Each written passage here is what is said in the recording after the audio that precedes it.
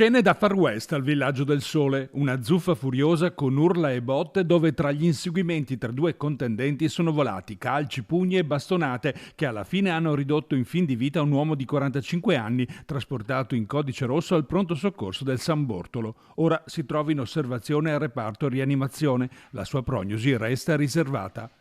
Ad assistere allibiti all'aggressione prolungata i residenti di via Toniolo, dove si è concluso il drammatico confronto iniziato al bar a 300 metri di distanza. Si sono rincorsi da lì fino a quella liola dentro che c'è più avanti, che è successo, e lì con le bottiglie si sono rincorsi prima con le bottiglie, poi gli hanno stretto al collo anche un pezzo di ramo che c'era sulla siepe per fare il sistema.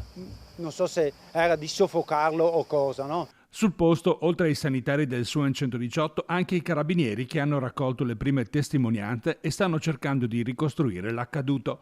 L'aggressione ha coinvolto 2 stranieri dell'est in un quartiere problematico che vive praticamente in trincea a causa della convivenza difficile tra le diverse provenienze etniche e geografiche dei suoi abitanti.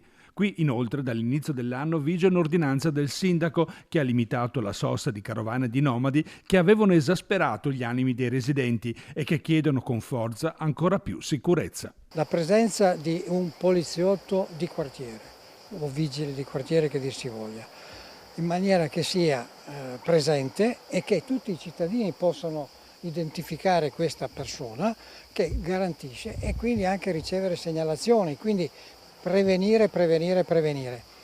Accanto a questo anche uno strumento tecnico possibile che non costa granché, avere una illuminazione stradale di tutte queste vie interne, ma anche di questo sottopasso che unisce sia il Villaggio del Sole che questo villaggio che viene definito della produttività.